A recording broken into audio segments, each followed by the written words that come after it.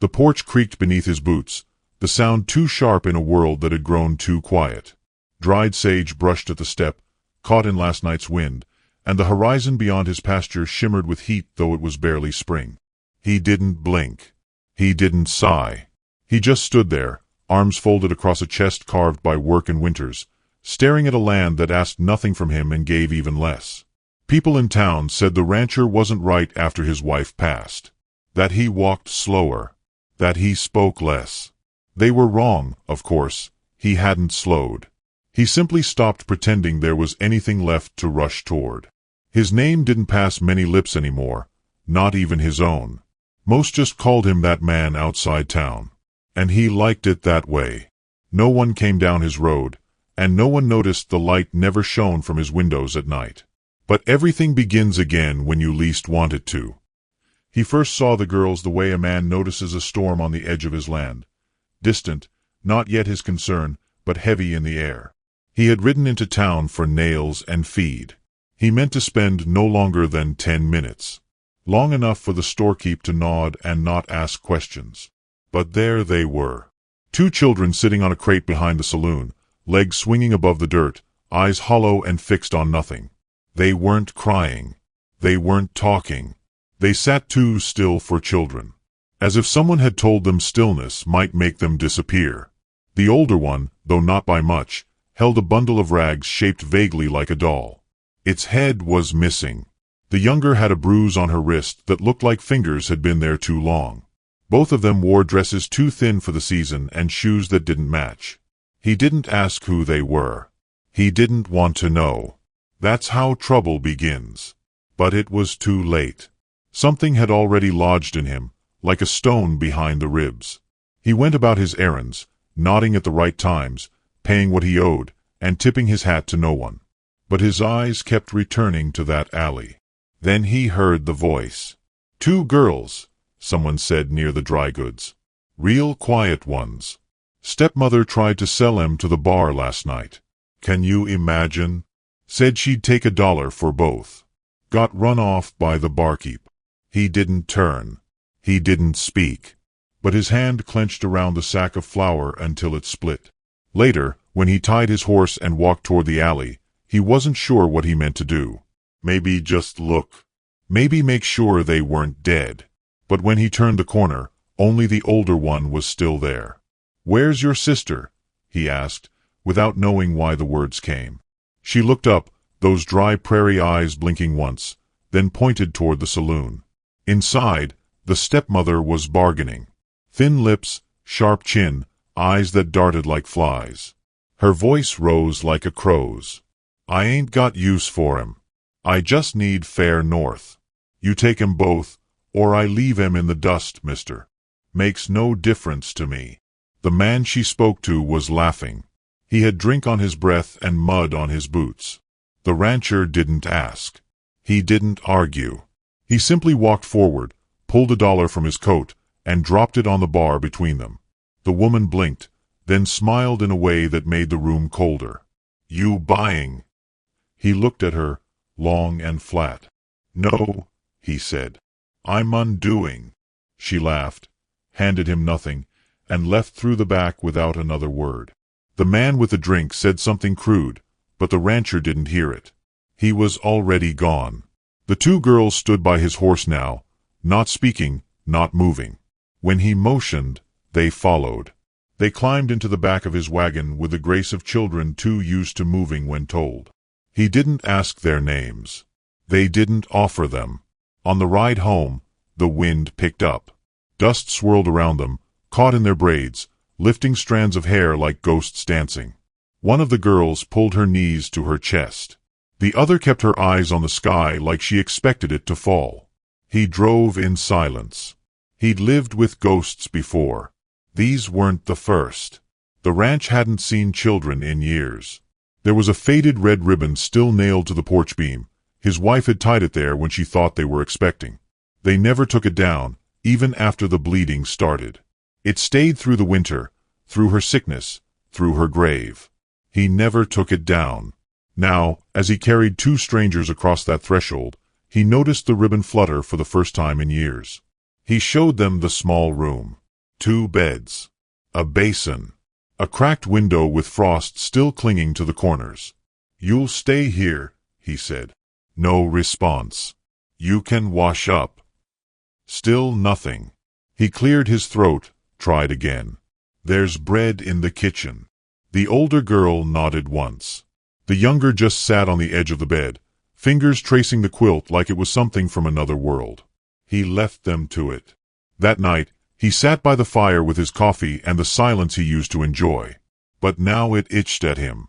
He listened for crying, for questions, for footsteps. There were none. They made no sound.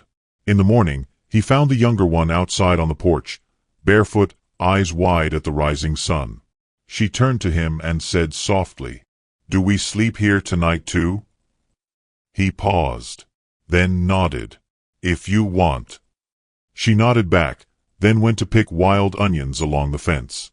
He watched her. She was humming. By midweek, they were moving about the house like ghosts that had learned the walls. The younger followed him to the barn and mimicked his motions. The older stayed near the hearth and folded his clean shirts, though he hadn't asked her to. They never asked for anything.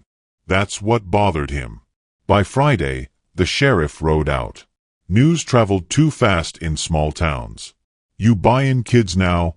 he asked from the gate, half a joke, half a warning. The rancher looked up from where he was repairing the fence. "Didn't buy them," he said. "Paid to stop a crime." "You planning to keep them?" He didn't answer.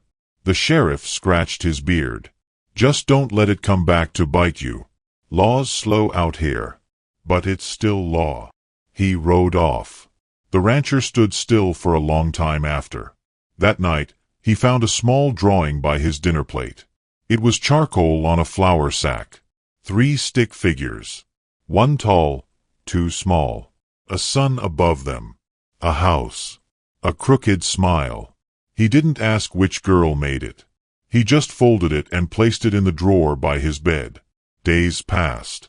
The barn got quieter. The house didn't. He heard giggles behind doors now. Humming near the stove. A dance of small feet on the porch when the rain came. He began cooking enough for 3. Then he began waiting to eat until they sat first. One night, he caught himself reading the same line of scripture 3 times, his eyes drifting to the hallway, waiting for their door to creak open. But what made him stop, truly stop, was the dream. He saw his wife, standing in the hallway, smiling. Behind her, 2 girls laughed. They ran barefoot across the floor. Their faces weren't clear, but their laughter was. And his wife, she wasn't sad anymore.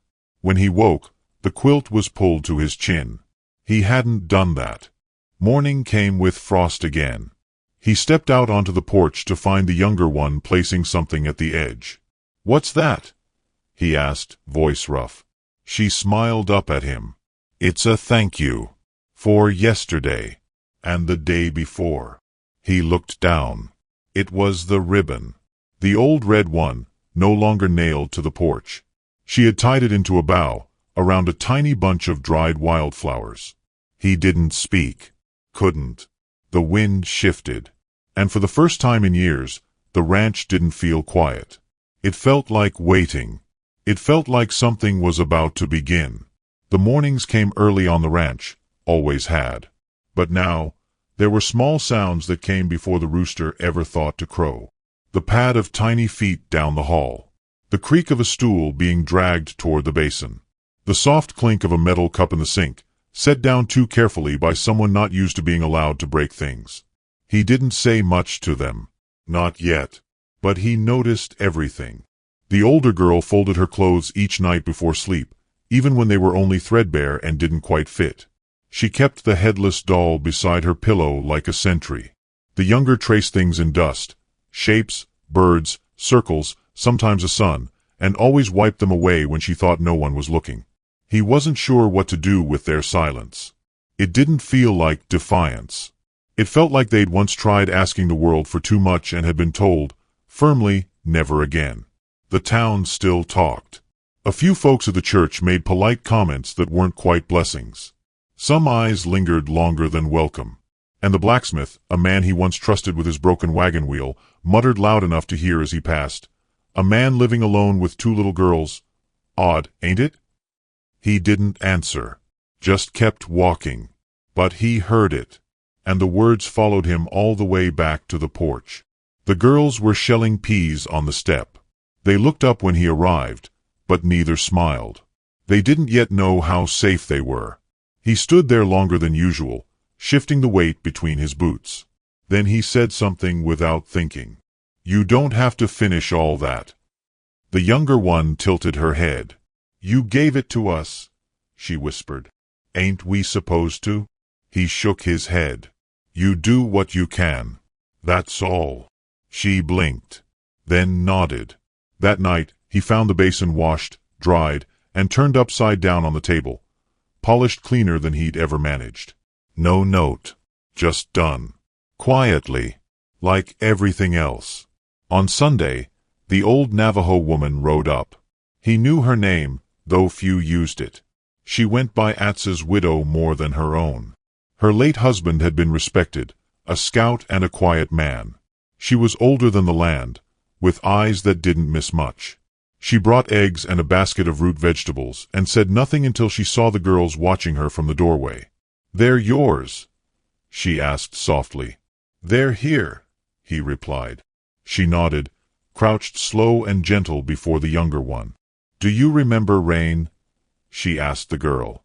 The child blinked. "Yes, ma'am." "Good," the woman said. "Rain always comes back, even after fire. You remember that." Then she stood and looked the rancher dead in the eye. "They'll test you, not because they doubt you, because they've never had someone pass the test."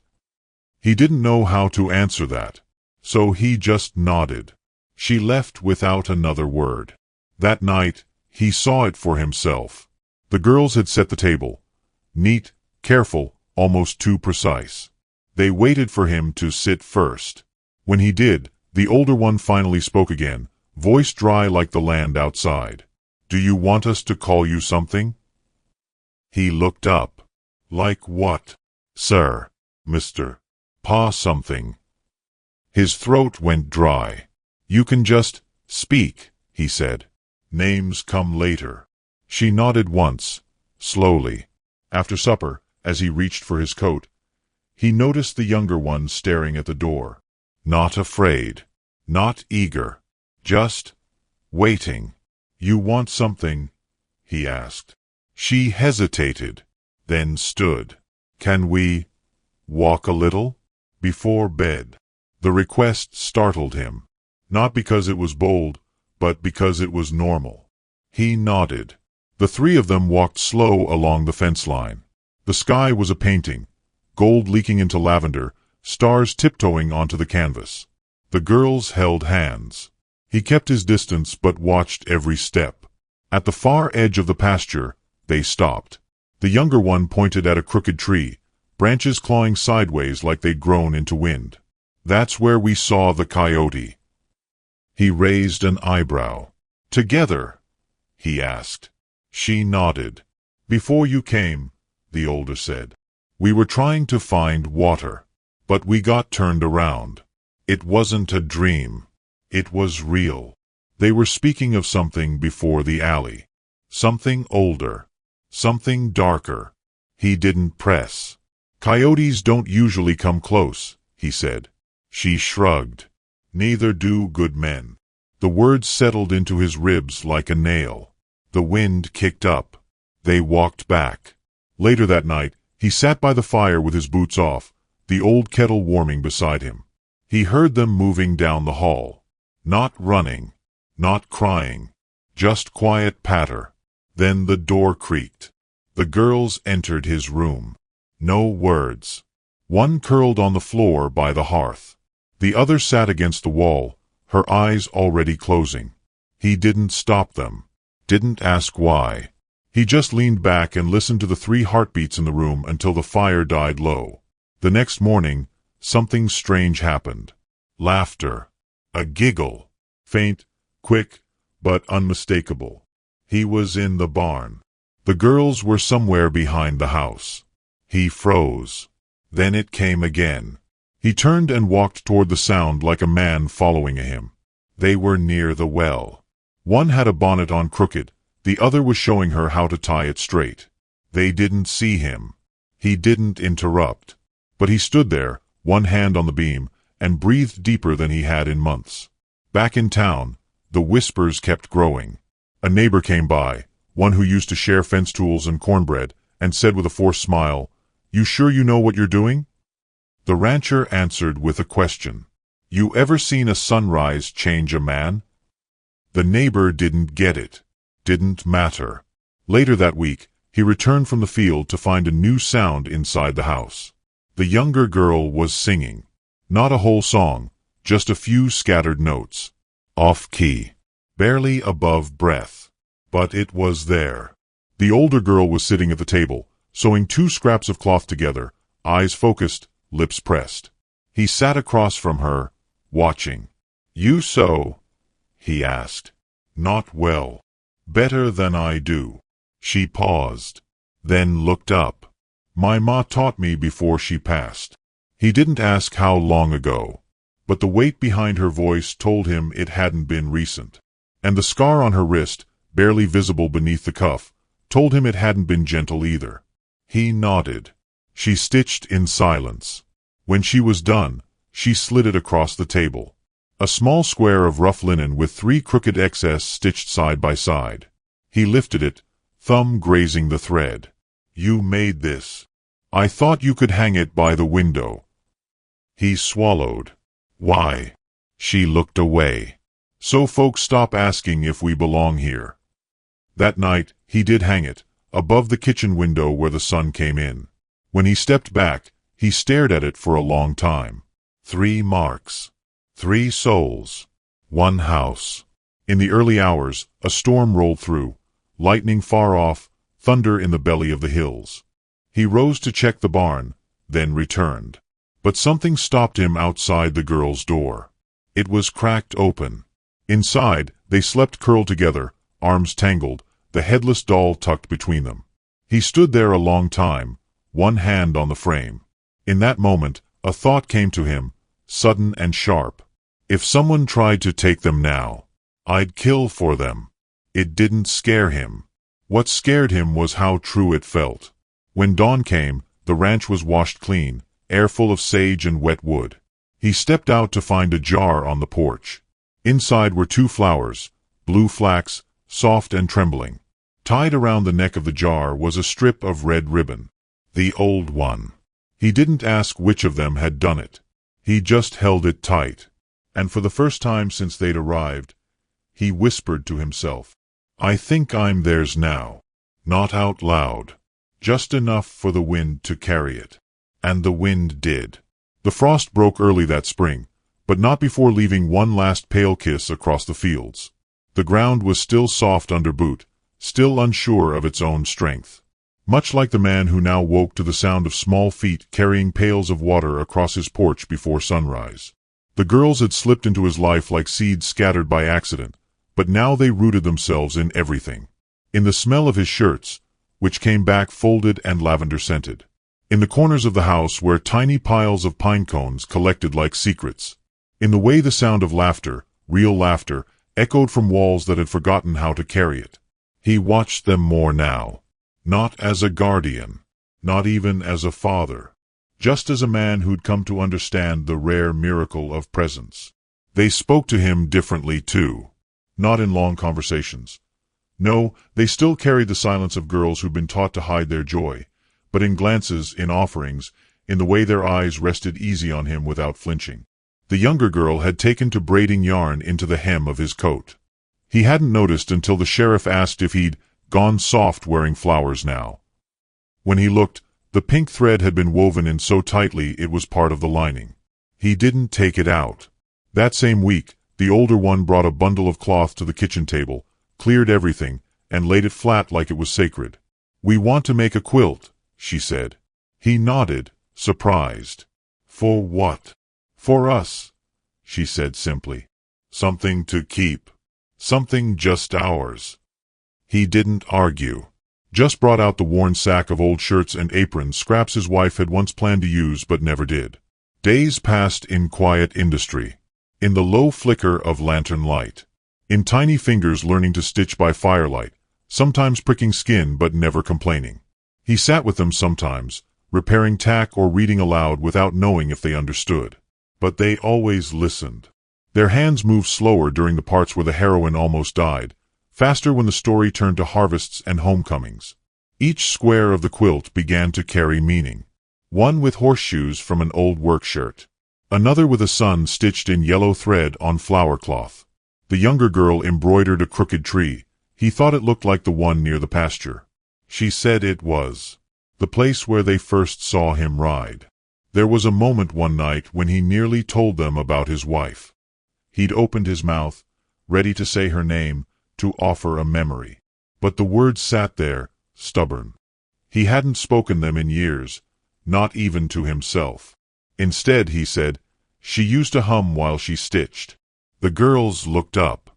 "So do we," the younger said. He smiled. "I know." The quilt grew piece by piece, like a map of unspoken trust.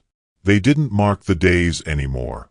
The calendar still hung on the kitchen wall, turned to February even though it was April. No one noticed. But outside the house, the world was still turning. And not kindly. One afternoon, while loading feed, a rider came up the road.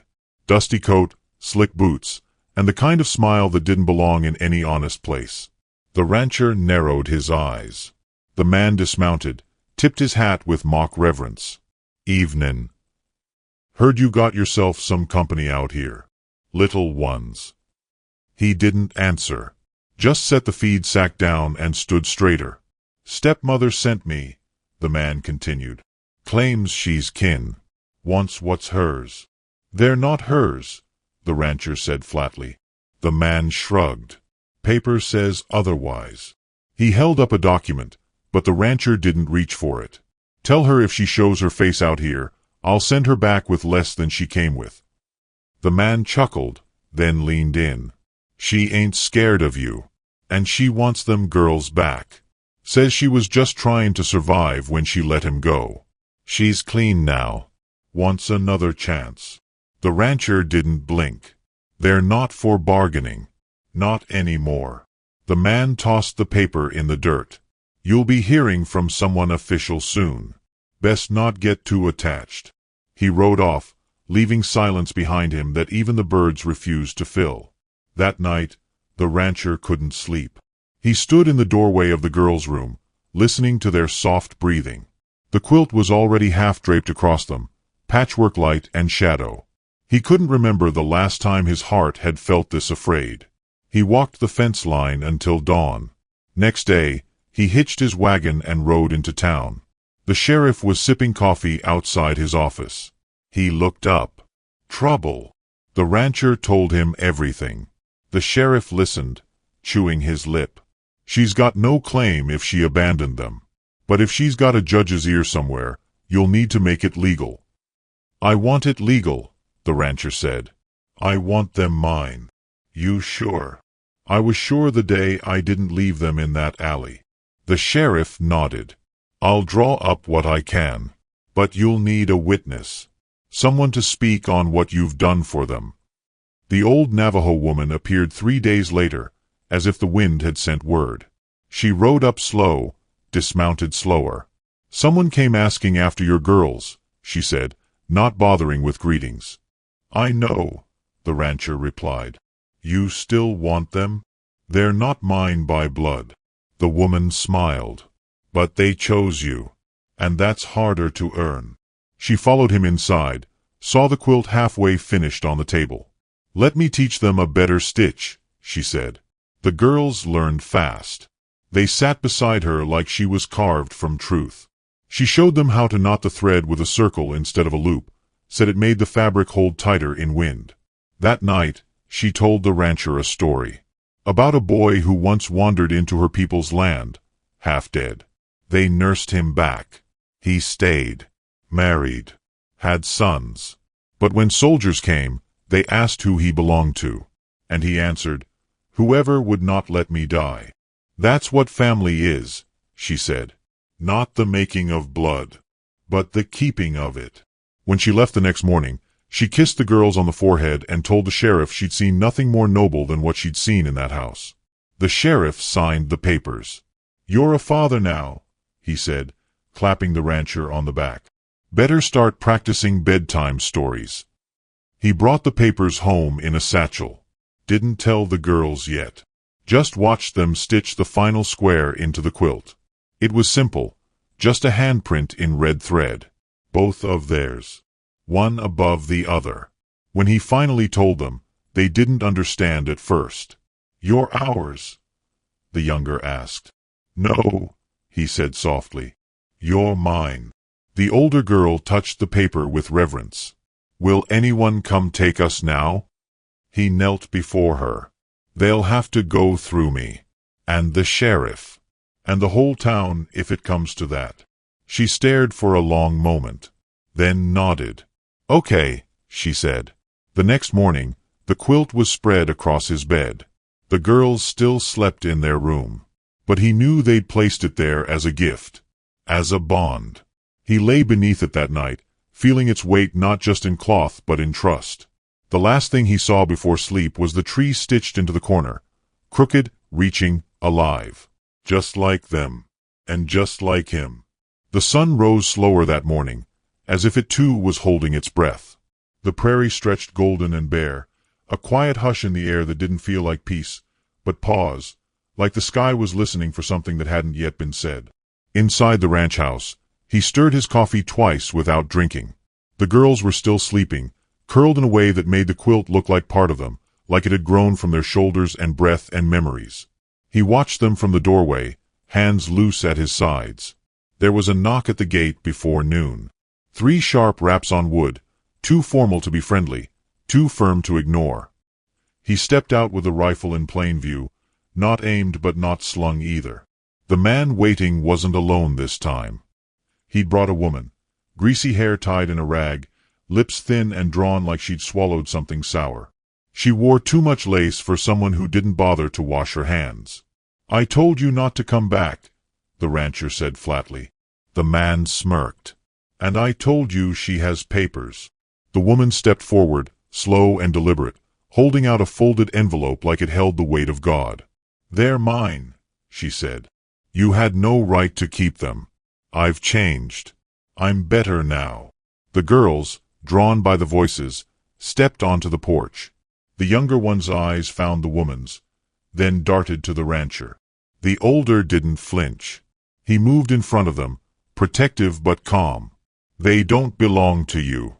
"I birthed one," the woman snapped, "and raised the other long enough. That makes 'em mine. You sold them for $1. She blinked. "That was different. That was survival. They ain't yours either. Blood don't lie." "No," he said, voice low and steady. "But love don't either. And they chose to stay." The man stepped in, pulled the paper free, and shoved it toward the rancher. "Court seal. Travel orders. Writ of reclamation. You can't argue with law." The rancher didn't look down. "You think ink on paper means more than a child's trust?" The man opened his mouth to answer, but the sheriff's voice rang out from the ridge behind them. "He's right," came the call. 4 riders crested the hill: sheriff, storekeep, the blacksmith, and the old Navajo woman riding side saddle like she'd done it every day since birth. They rode like judgment. The woman paled. The sheriff dismounted and walked slow, one hand resting easy on his belt. "I've seen what happens when the law sides with ink over truth," he said. "And I won't be part of it." "You're defying a writ?" the man barked. The sheriff shrugged. "I'm defending a home. You got a piece of paper. He's got a house full of warmth, 2 fed children, and the support of half this town." The blacksmith spoke next, voice like gravel. "I've seen that girl carry firewood in snow. Saw her teach my own daughter how to hold a needle. Don't know what kind of mother tosses away children like apple cores, but I know what kind of man builds something back." The stepmother's face twisted. "They're not yours." "No," the rancher said. They're not possessions. They're people. And they don't want to go with you. He turned to the girls, knelt to their height. You decide, he said. No one speaks for you but you. The younger girl stepped behind him and held his shirt. The older one walked forward, quiet and clear-eyed. Why now? She asked the woman. Because I'm better. No, the girl said. Because you're alone. The woman recoiled like she'd been struck. Then the girl looked to the man. You helped her last time too, didn't you? That's why we were left at the saloon. You said she'd be right back. His expression shifted. Just slightly. She turned to the sheriff. Can we stay? The sheriff looked to the rancher, then the papers, then back to her. By every right that matters, he said. The woman shrieked. You can't do this. The Navajo woman dismounted. You gave them up when you gave up your soul, she said. And you don't get either back by showing up with lies. The man grabbed the reins, muttering a curse. We'll go to the governor. You'll see. The sheriff raised an eyebrow. By the time you reach him, the law'll already be changed again. And then they were gone. Just like that. Dust trailing behind a wagon with too many secrets and not enough grace.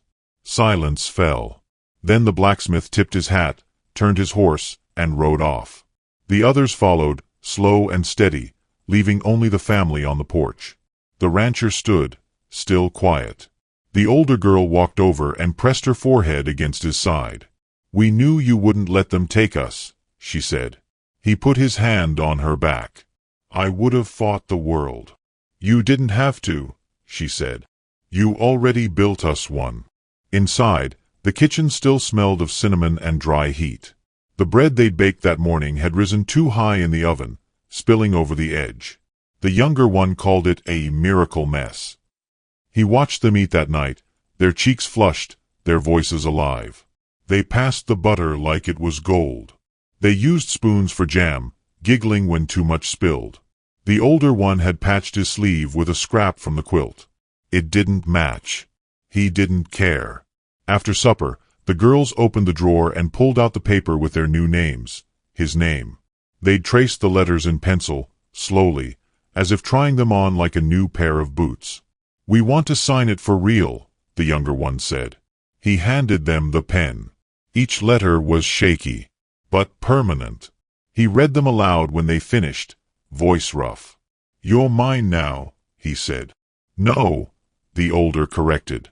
You're ours. The fire cracked behind them. Outside, wind stirred the grass. He stood to stoke the coals and noticed something hanging from the edge of the mantel. The quilt. They'd finished it. It was draped neatly, edges squared, corners mended. Every piece was stitched with careful hands. There were the horseshoes, the sun, the tree, and in the center, a red heart sewn crooked with a name beneath it. His name. He sat down hard, the weight of everything catching him all at once. The quilt wasn't just warm. It was proof. Proof that healing could be stitched from scraps. That love didn't always come with thunder, but sometimes on quiet feet in cold hallways. Later that night, the girls were asleep again. The younger one clutched her repaired doll. Its head had been sewn back on crooked, eyes uneven, but it was whole. The older girl had placed the papers under her pillow. He sat on the porch, sipping the last of the coffee, and looked out across the land. It was still hard. Still wild. Still full of things that could go wrong. But not empty. Never again empty. A lone owl called from the woods. He closed his eyes. And for the first time in years, prayed. Not for rain.